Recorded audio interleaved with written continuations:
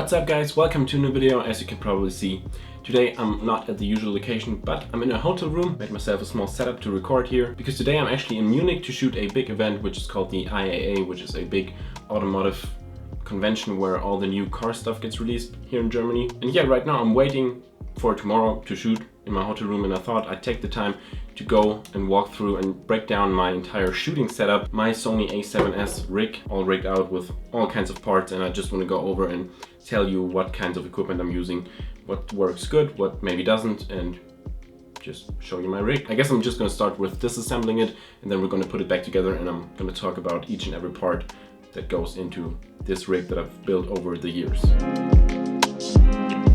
Man, I would love to have an overhead rig right now because I accidentally created a perfect Instagram grid. Actually, I think I'm gonna show you. I'm gonna take the camera and take a video of this because it looks pretty good. You can see all the parts before we build them together. I'm gonna do that. I actually took a few more B-roll shots so I can show you each individual product as we go, build it together. And I have a single shot of them to show you which exact piece of equipment I'm talking about. So as I've told you in the beginning, this rig is built over several years. It cost very much, but I didn't just buy it all at once. I actually started with a very basic $60, the cheapest Amazon rig that you can find. I don't know if it's still on Amazon. If it is, I'll show you a picture right now. This is probably the $60 rig I bought off of Amazon back in 2015, I guess. And there is actually one part left from this basic rig on my several thousand rig right now, which is this blue grip back from the old rig. The original way they intended to use it is just as the two grips to hold the camera over the shoulder, which isn't how I use it anymore. You'll see that in a second. I actually use it as a side grip just to have one more attachment to carry it around or get more stability on the rig. But I actually use other grips now, which I'm going to show you in a bit. So first up, what do we start with? The heart of my rig is, of course, besides the camera, where I use an a7S II right now. Tomorrow I'll use the a7S III, but it's the one recording me right now, so I'll use the a7S II as an example. With the Canon 24-70 lens, because it gives me just a variety of shots to quickly move. On an event you can't have 6 prime lenses and change them for each shot because everything is moving so quickly. The truck comes in, you have to film it, and somebody's building something up there, you have to film it, you know, you just have to move really quickly. So 24-70mm gives me a wide variety of shots that I can get. Quickly zoom in, zoom out, and also it has IBIS. So it's the cheaper one with an aperture of 4.0, not the one with 2.8, which costs 1,700. This one cost me $800 or euros, but again, you have the image stabilization, which is also great. Not needed because the a7S II has 5-axis sensor stabilization, but it's nice to have. Anyways, the real core, besides the camera, of my rig is this piece of equipment here, which is the Zacuto VCT baseplate. It's just, I can't stress this enough. It's just such a great base plate. I'm not sponsored by Zacuto. It probably could look like that in video. I'm gonna say that over several products because there are a few more from Zacuto, but I just love this brand. It's not that cheap. It's actually very expensive, but you get the quality for the price because everything just works fine. It's well thought out and everything works the way it's intended to. Like, do you ever have that when you buy a piece of equipment and you think this should just work like this and it doesn't? With Zacuto, it does, trust me on this one. So for the base plate, I have the Zacuto VCT base plate, but I don't use it just like this. I also have the, I don't know exactly how it's called, I think it's QR Riser plate. Also 120 bucks just for this quick release plate, but as the name says, it is needed because it raises the camera a little bit, because these small mirrorless cameras are actually too low to the ground, as you can see with the big lens, that it would break here. So we have this QR Riser blade that raises the camera and also acts as a quick release plate. So I'm just going to quickly attach the quick release plate to the VCT mount. You just have to pull this lever and then you can slide out this adjustment plate, which is also, I hope this isn't too loud because the microphone's up there. And you have these two connectors, these two screws where you just screw them both into the plate and then it will hold tightly and you'd never have to adjust it because it just works. So this is something that is very fake right now. You will never find me on set with a screwdriver. Normally I just use a penny, or actually now I have the red Sidewinder on my belt, but if not, I'll use a penny and never a screwdriver on set. This is just for the video. So this red lever has to be on the left side so that you can access it from the left side, I guess, because on the right side will be the cage, but that comes later. And also for me, I'm gonna put it at the front section of the base plate. So I'm just gonna do that real quick. If something doesn't fit right away, you can of course always go back and readjust it so that it fits perfectly for your need. So now that we attach the base plate, we can slide this thing back into the VCT plate We have to push this thing in and then it will slide all the way forward. Then we tighten this lever to lock it really in place. Now we can turn this lever. Now we can take it off and attach this one to the camera. Again, pay attention that the red thing is on the left side. Once it is attached, we can put it on top of our VCT base plate and turn the lever to lock it in place. And even though this is just a small thing that sticks up, this won't fall off. As you can see, I trust the system completely. And that's really what you should do with your gear. You should trust it, because otherwise you won't reach your full potential. So the next thing I'm gonna do is slide these small 50mm rods inside the compartment that's reserved for it on the front side. 1 and 2.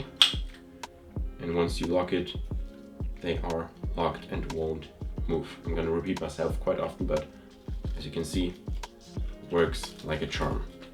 Of course, you're not just limited to attaching 2 grips like I did it. You could also attach a follow focus or a matte box. I have both of these pieces of equipment, but I don't really use them on a regular basis because for me, it's just quicker to rack the focus on the lens. It's not shake it through this. And for a matte box, because sometimes I change the lens, not all the time for an event film, but in a short film or a music video set, sometimes I change the lens to like a 70-200 or a 50mm lens, and then the matte box is just in the way, but I have this lens hood on and I've never really had problems with sun coming in. Either I like it because of the lens flares or I just don't have it in general. I have a matte box, but I don't really use it because it's just in my way, I guess. So the next thing I'm gonna attach, I'm gonna put the grip to the side for a second, is the Zacuto Universal Cage, Halfcage, I guess. Zacuto Universal Halfcage. This thing attaches to, I forgot to put that off. That usually not comes with the VCT plate. You have to screw on these NATO rails, and this is where you slide on the half-cage. You can just slide it on here, tighten this thing, and again, I said it before, it will hold and not even shake one single bit. Now, 2 things that I love about the Zacuto products. One thing, I know other brands have this as well, but Zacuto has it as well. For example, if you have something like here, I hope you can see it. Can you actually see it? Or maybe in the second camera. I tightened the knob all the way so that it's all tight, but it kind of sticks into the rig where it doesn't belong, and we can just fix that by lifting it up and then turning it to a side where we don't need it, where it doesn't bother anyone. Yeah, I don't know how to explain it. It's just hiding it away without taking any tension. It's still locked, but you can just lift it up and turn it into any direction, and I love this. And then one other thing that I haven't seen at many companies, just at Zacuto, is you actually get the tools that you need, not just in the box so that they fly all over the place, but they are hidden inside of the equipment. Like for example, if you need this tool to tighten up these things, I don't know how it's called, that's what it's called. You actually don't need to have them on you because they are magnetically integrated into the system. I don't know if you can see it, but in this grip you can pull out the tool that you need to tighten up everything in here. Like this, just tighten it, and then you can put it back into the grip and it locks in there with the magnets, and it also won't fall off, which is very great. Moving on to the top handle. I love me a good top handle because I basically film everything like 80% with holding it at the top handle. Of course, I also very often shoot it as a shoulder rig because it's a shoulder rig and I have the monitor set up in front of me so that I can put the camera on my shoulder, which is very great. Preached by Zacuto that you should put the weight behind you and not in front of you like most of the cheap rigs that I talked about in the beginning. But most of the time you will actually find me shooting it like holding it like this and then supporting it with my hand down here and then looking at the monitor like this and filming like this, because you can just, for music videos, do a really nice controlled shake in the footage. Anyways, this slides in just as the half cage, just a NATO rail at the top. You can find your center, then just turn the knob and lock it in until it is fixed. And then again, this is not pleasing to look at because it looks to the side, but you can just pull it out and then also center it so that everything is lined up really nicely. The next thing I'm gonna put on the rig is the handle from my old cheap rig, which I just put in on the side like here. Tighten it. This is really cheap quality because it is from my cheap rig, but it works just fine. Of course, you can't change the knob right here, but you can just grab it from the side. Either if you're shooting like this or if it's on the shoulder, you can have it right here, focus right here. And that's also a really nice setup to shoot with. So I just leave it on here as a backup handle to grab the rig. Now then, after we slid on the first grip, we come to the main grips. Those are also not that expensive. They are some cheap Neewer grips, but they actually have a very good quality. They work really good, do their job. They were 36 euros. I also bought them back in 2016 or 17, but I still remember the price, 35 euros and 99 cents, which is this amount in dollars. Just slide them on in the front, and then you have to lock them on the left side and separately lock them on the right side. You have to be careful that even though we have a rising plate right here, it will go above these grips, like when you zoom. But if you put them too far in the front and these knobs are looking upwards, then they can be in your frame if you're at 24 millimeters. So just be sure to put them far back so that they won't be in your shot. Now then I'm gonna stand it on the table. I have this thing. This is also from Neewer. It looks really weird right now. This is for holding the monitor. You have a 15 millimeter rod here that you can slide into the top hole on the front of the grip. Slide it in here, then turn the knob. You can of course adjust it later. I'm just gonna put it in here really quickly. And then I actually have to turn my monitor upside down because the hole to screw it in is on the bottom. So I have to put it on the wrong way around, but this monitor is very great. It will turn the image around automatically. This is the SmallHD Focus. Such a great monitor. Not that cheap, also not that expensive. I paid around 760 bucks for it. Euros, not dollars, but I think it got cheaper the last couple of years. I have this since 2018, I guess. It's so sharp, hence the name SmallHD Focus. You can focus very good with this. And it's also so bright, you can see it in bright sunlight, and since it's so sharp, I don't even have to turn on focus peaking. I don't have to digitally zoom in with the C2 button on my Sony camera. If I'm using this monitor, I can just look at the monitor and nail the focus every time. Like for real, every time. It's just sharp. It's a perfect monitor. I can heavily recommend it. Not just Zacuto, great brand, also SmallHD Focus. I really love their products, or this one at least. Also, there are links to all the products that I'm presenting here down in the description. Again, I don't know the prices to every single product. The Zacuto ones, again, are really expensive. Like this top handle alone, I think, are like $360, and the Halfcage 400 or also 350. The Baseplate is like 615 or something like that. I don't know.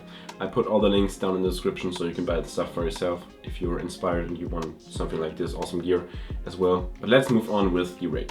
So we have this little dongly thing here on the rig, and this is actually the only thing that bothers me with my rig right now because I haven't found a good solution on how to do that. If I'm traveling with the rig, I just put it above here so I don't leave it in the camera because I'm afraid that it will break, because I don't have an L bracket right now. That would be very helpful. I looked for one like for 3 years and I still haven't found one, so if you know one, please put it in the comments. That would be very helpful, but I don't know if you even know what I'm talking about. If I put this cable into the camera so that I can use it, you have to open up this thing and then put it into this pocket down here. This cable is really like, it never broke on me, but you always have a bad feeling about it, and I don't want to have a bad feeling about my rig because I love everything else about this rig except for the cable solution. This is also one thing that I want to show you. You can always adjust the camera, slide it back and forth without taking it off. This also has a stop so that it won't fall off. You can adjust it by sliding it forwards or backwards without taking off the quick release plate, because this adjusting system is built into the VCT plate, and then you can lock it in place and it's locked in place. So when I'm now filming on my shoulder, this monitor is way too high, but I quickly readjust it. I didn't show this in very great detail. You can loosen this thing up here, and then you can adjust the rail up and down, and then you can loosen this knob right here, so you can slide it back and forth on the nano rail that is in this connector bracket, and then you can loosen this knob right here and you can adjust the angle of the monitor itself. So this is very great if I want to quickly move from shooting on the shoulder, looking at the monitor, to going into my favorite shooting down on the waist position, so I can also look at the monitor. And then really often I even leave it on half tighten so that I don't even have to mess with it, but I can just put it into the position I want to. And when I move back into this position, I can pull it towards me. And when I want to shoot on the shoulder again, I can just put it in front of my face again. But the thing that bothers me is this cable, which is always kind of on my cheek, up in my face. Again, I don't touch it when I'm shooting, so it doesn't bother me, but it always gives me the bad feeling that I will knock it off or break the camera, break the cable, and the monitor won't work.